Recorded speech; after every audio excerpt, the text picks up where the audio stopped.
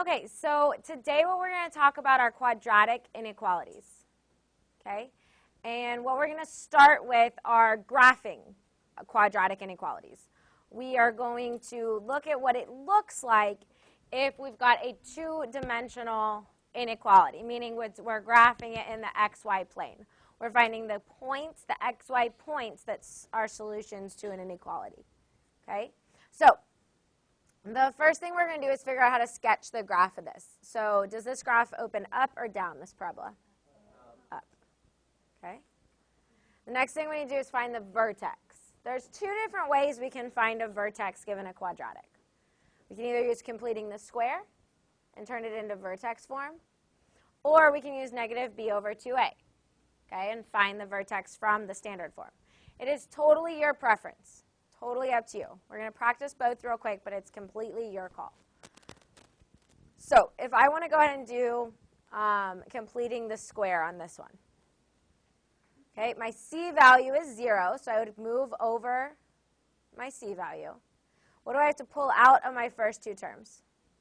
3. So this is 3 times x squared minus 2x. Okay, what's my b value? No, in here, because remember, you can't do the b value till after you pull out the a. Okay, good. So negative 2. I'm going to half it. I get negative 1. Box it, square it, I get 1. So I write in a plus 1. How do I counteract it? Minus 3. Good. Because it's 1 times 3, so to counteract, I have minus 3. So write this in vertex form then. It would be 3 times what? X minus 1 squared minus 3. So what would our vertex be? 1, negative 3. Sorry, I know there's not a ton of room there to solve it. I apologize. Yeah, the table will be on your notes. I meant to try and erase all of these before, but I forgot to printed them for you. But we're not really going to use that table, so you can just ignore it. Okay, so we're going to plot these points now. I have a vertex at 1, negative 3. Where would my y-intercept be? 0, because my c value is 0. All right, so your first step is to plot the points or to get an idea of what the graph looks like. Okay. Your next step is to decide solid or dotted. Okay, how do we know? Yeah, when there's no equal to, it's going to be dotted. If there was an equal to, it would be solid. So this is dotted.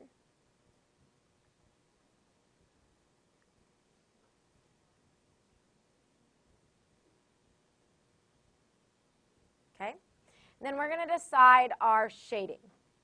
So your decisions that you're going to make on your shading is to shade above or below the vertex.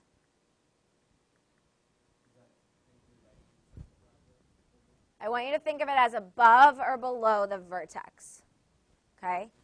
What you'll end up shading, yes, will be inside or outside, but I don't want you to think of when is what. You always just want you to think of it as above or below the vertex. If it's greater than or equal to, you're going to shade above the vertex. If it's y is less than or equal to, you're going to shade below the vertex. So look at number 1. This is y is less than 3x squared minus 6x. So find your vertex. Am I going to go above or below the vertex? Below. So for this particular one, I'm shading on the outside of my parabola, because below the vertex happened to be outside the parabola.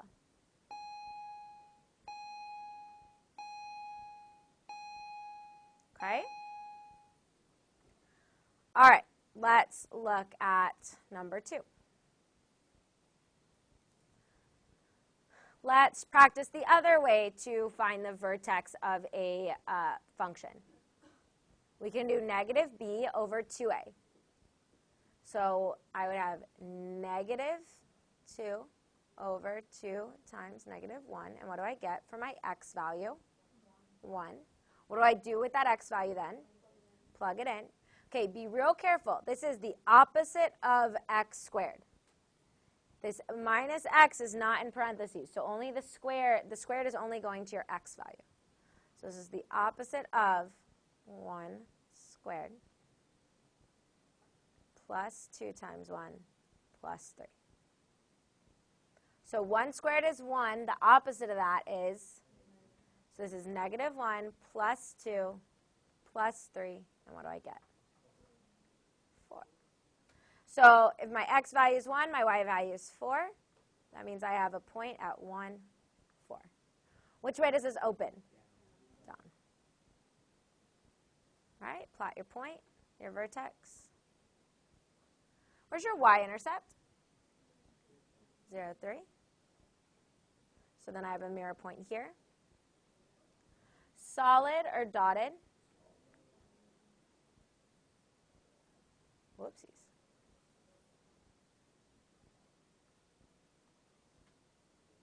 All right. Find your vertex and decide, are you shading above the vertex or below the vertex? Above, because it's greater than, right? So find your vertex, shade above the vertex, which happens to be outside.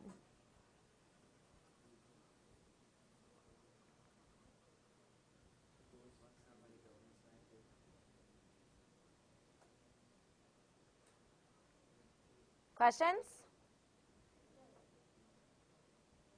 All right, skip number 3. Let's go to number 4.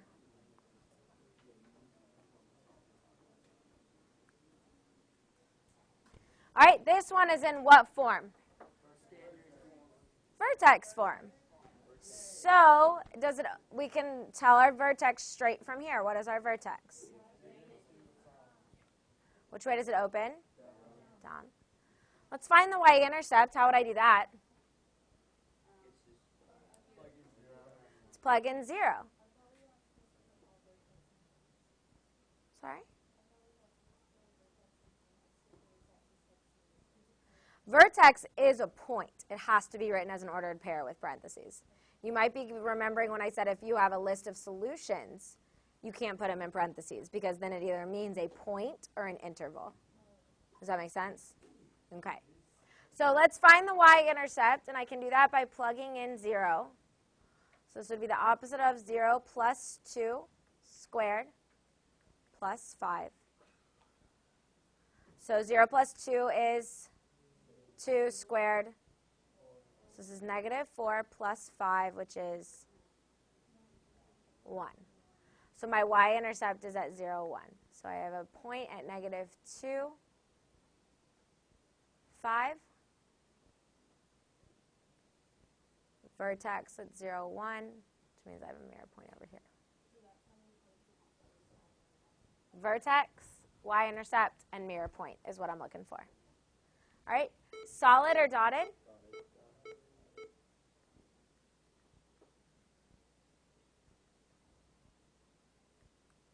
Okay. Okay, we haven't shaded yet, so this won't matter. I want you to take a second. I want you to change this to less than, because I want you to see what it looks like the other way. So change that sign to less than. It doesn't change any of our work so far. But it is going to change our shading. So if I have y is less than, that means I'm going to shade above or below the vertex? Below the vertex, which in this case is inside the parabola. So that's what it looks like if you end up shading inside the parabola.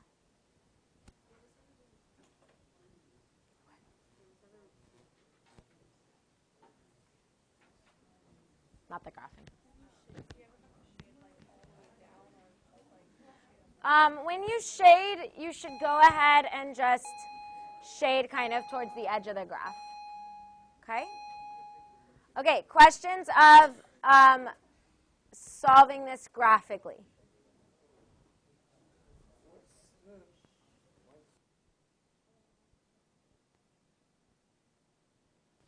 Go ahead, Matthew. Nope, I said that These boxes, I think, are a waste of your time. If you find your vertex and decide to shade above or below, it's the same thing, just a lot quicker, okay? So this is finding solutions in two variables. The shaded region, everything that's shaded, represents the pairs, the ordered pairs that make this statement true.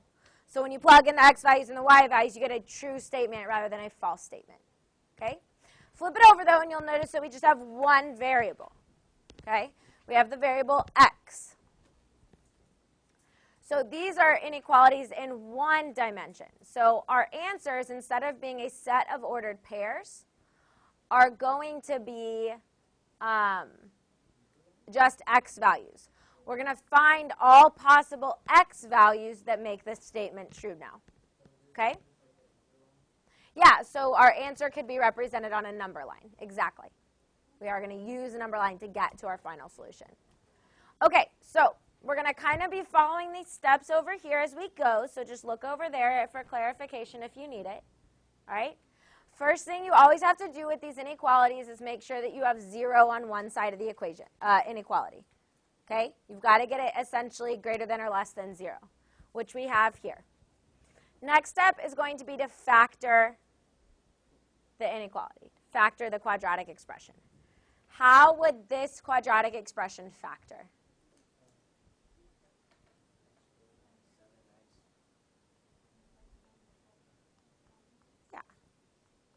The a value is 1, so once I decide my factors that I want in my little list off to the side, I can just put them in the binomials.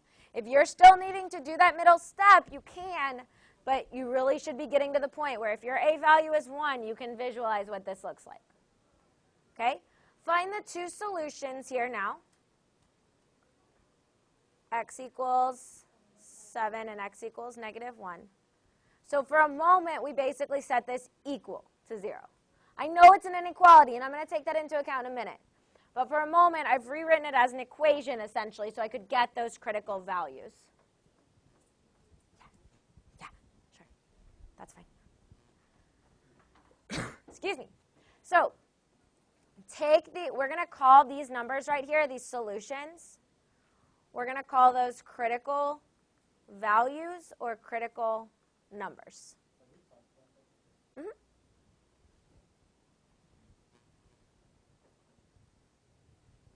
All right? So we made sure 0 was on one side of the inequality. We factored and solved the expression. Now we're going to take those critical numbers and we're going to place them on a number line. Oops. Okay.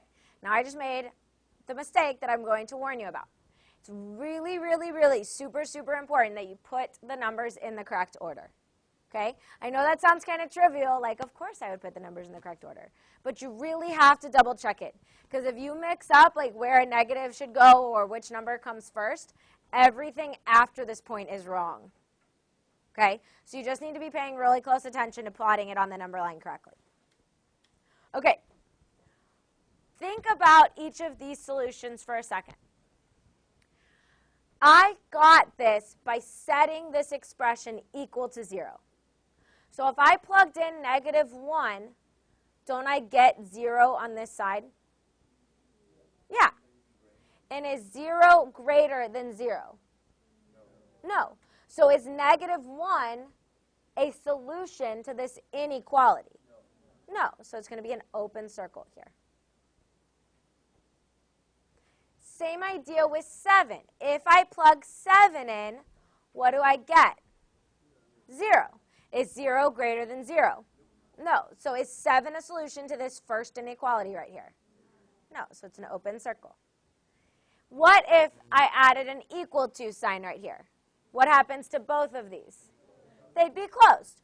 So the way you can tell whether your critical numbers are going to be open circles or closed circles, solutions or not solutions, is by that initial sign. If that initial sign has an equal to, you're going to shade it in. If that initial sign doesn't have an equal to, they're going to be open. Everyone get that part? Okay.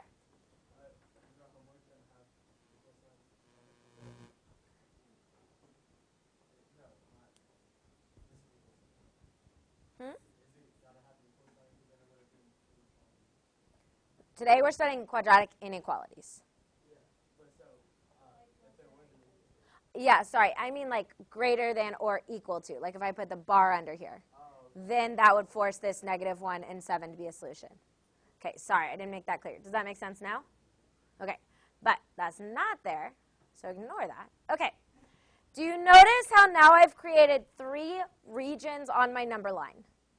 This piece, and this piece. You see that? Okay, so what we're going to do is in each section, we're going to pick a number and test it. See if it works. Okay? We're going to pick a number in each section and test it. So over here, why don't we test negative 2? So that's the interval from negative infinity to negative 1. And I'm going to test x equals negative 2. So let's plug in negative 2. I want to know. Yep, you could pick any number over here. Negative 10, negative 100, negative 1,000, whatever you want. Okay? So I want to know, is 0 greater than negative 2 squared minus 6 times negative 2 minus 7? So I want to know, is 0 greater than 4 plus 12 minus 7? What do you guys think? No, because this would be 0 greater than 9, which is that true? No. So my result is that it does not work. I could put my y value of 9 there. So what that means is nothing on this side of negative 1 works. Nothing in this number line is the solution. All right, let's test a number in between negative 1 and 7. Choose wisely. 0. 0 is going to be the easiest, doesn't it? Just cancel out anything with an x. Yeah, so if I test 0, what do we get? Negative 7. And is 0 greater than negative 7? Yeah. So what that means, since 0 worked, everything in the region where 0 is a solution. All of these x values that I'm shading are solutions. All right? Let's see if a number bigger than 7 works. Maybe we could choose 8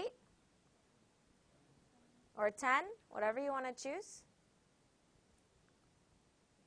So I want to know, is 0 greater than 8 squared minus 6 times 8 minus 7? What's 8 squared? 64 minus 48 minus 7. Now, I'm not going to spend a lot of time worrying about exactly what this value is. But what kind of value would I get here? Positive. And is 0 greater than a positive number? No. So could I shade over here? No. So the only region that works is in between negative 1 and 7. So my solution is exactly that. The region, the interval from negative 1 to 7. That would be an interval notation. Yes, if these were closed in, you would use brackets here. Okay? You could also write this as an inequality. Okay? Now, what that means is that every x value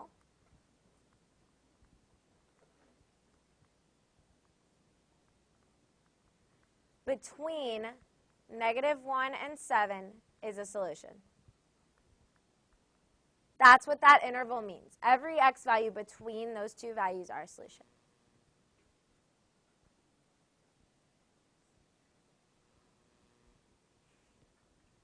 Okay, now I want to show you a different representation of this. And you don't have to draw this if you don't want to, but I just want you to watch.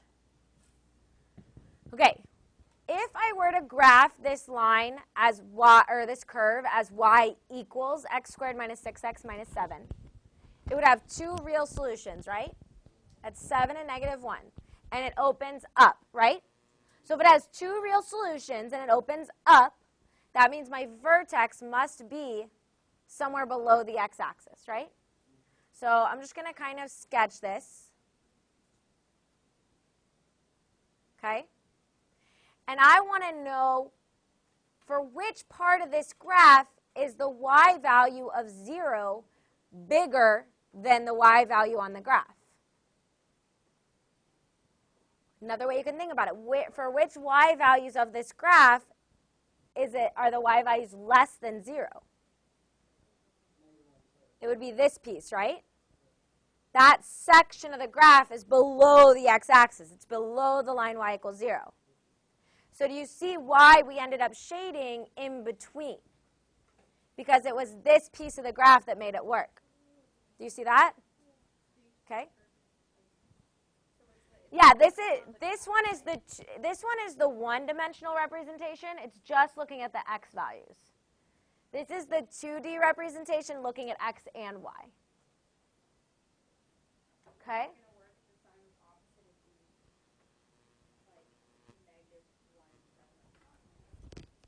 Okay, so if that sign was flipped, and if it said to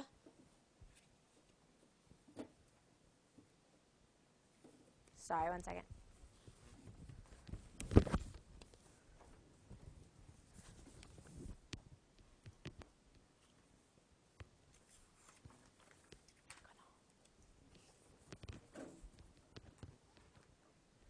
Okay, sorry about that. If this sign right here was flipped and it said 0 is less than, or this equation is greater than 0, it would be this piece on the outside. Okay?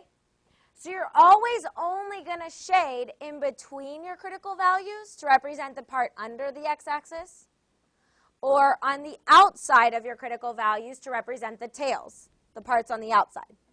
Okay? It's either going to be inside or outside. Okay?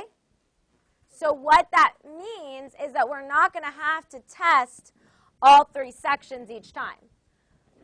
We can test the easiest value, which is going to be 0, and use that to guide our answer. Now on a test, I would recommend double checking your work by being like, okay, 0 told me it's this, but I'm going to double check. But you can use 0 as pretty much your answer. Okay? All right, yeah, Blake.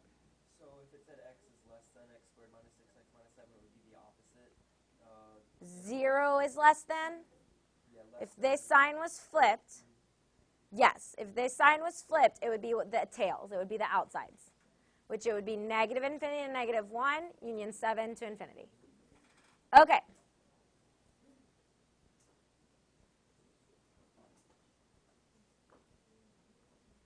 All right. Number 6, x squared minus x is greater than 12. First, get 0 on one side. So I'm going to write this as x squared minus x minus 12 is greater than 0. Okay? Next, we factor. Factors of negative 12 that add up to negative 1. Negative 4 and 3. Which means, what are my 2 critical values? 4. Oh, wait, sorry. That should be a plus 3. Right? Because it's got to add up to negative 1. Okay, sorry about that. So x equals 4 and x equals negative 3. Okay, remember, got to be careful about putting it on your number line correctly. Okay, so find out where 0 is. Which section? In the middle. Here's 0. Let's test 0. And you're always going to go back and test in your original function. So, if I plug in 0, 0 squared is 0, minus 0 is 0. Is 0 greater than 12? No. 0 is not greater than 12. So 0 is not a solution, which means I can't shade in between. So where must I shade? On the outsides. Okay? And before you do that, you're probably going to want to check what happens at negative 3 and 4. Are they open or closed? Open, because I have greater than, not greater than or equal to. Okay? So Go ahead and turn this into your solution. What would it be?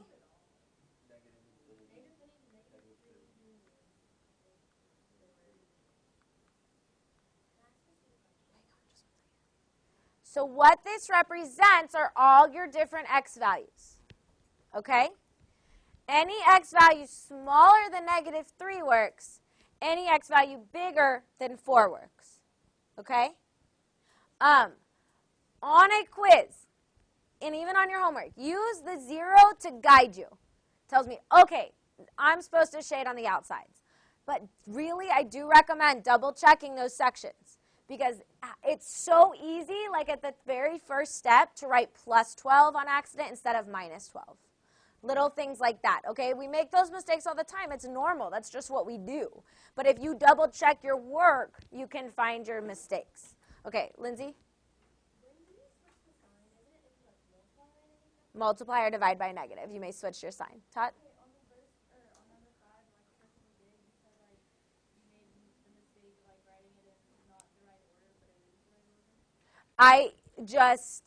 When I started to write my number line on that one, I was going to write 7 first before negative 1. I stopped and erased it. Yeah, sorry. You just want to make sure you put your stuff in the right order. Question? Yeah. So if you have like 1 and 4 as your solutions, instead of using 0, could you just use like 2? I would always use 0 as my test point because it's the easiest. It just might not be in the middle. So let's look at this next one where 0, well, on number 9, that's going to happen. When we test 0, it's not going to be in the middle. It's going to be on the outside. But we're still just going to use that to help guide us. Okay? Okay, so let's look at 7. I want to get 0 over here. So let's add 24 to both sides. So this is negative x squared plus 5x plus 24 is less than 0. Now, I don't want to factor with a negative, so I'm going to pull that out. And I'm going to write this as negative x squared minus 5x minus 24.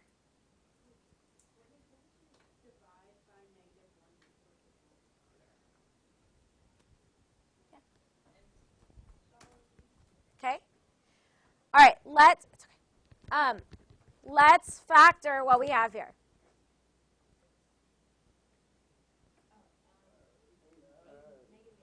Negative 8, positive 3. I'm okay with that? All right, so our two critical values are 8 and negative 3.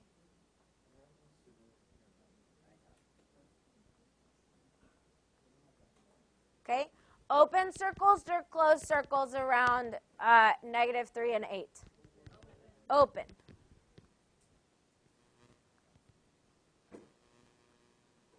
Okay, figure out where 0 falls. Where does 0 fall? In between. All right, let's test 0, back in our original. If I plug in 0 into the left-hand side, what do I get? All right, so is 0 less than negative 24? No. So that middle section does not work, which means I must shade where? Outside. So whatever happens to the negative that you factored out?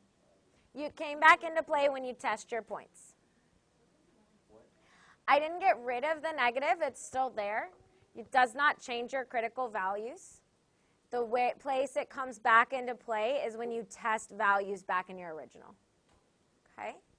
All right, let's write this as a solution.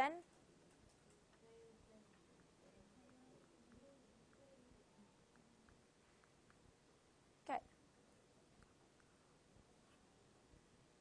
All right, we're going to skip number 8 for now. Let's look at number 9. Negative 2x squared plus 12x is greater than or equal to 16. Okay? So I'm going to go ahead and move my 16 over.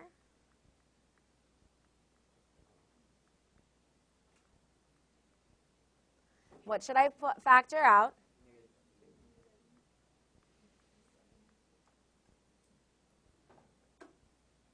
X squared minus 6x plus 8.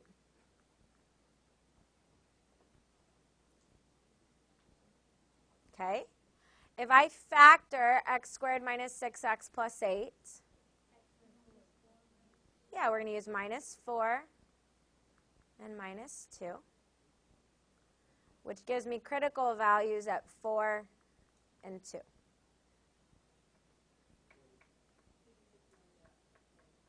Well, I'm not ignoring it. It still gives me the same critical values, okay?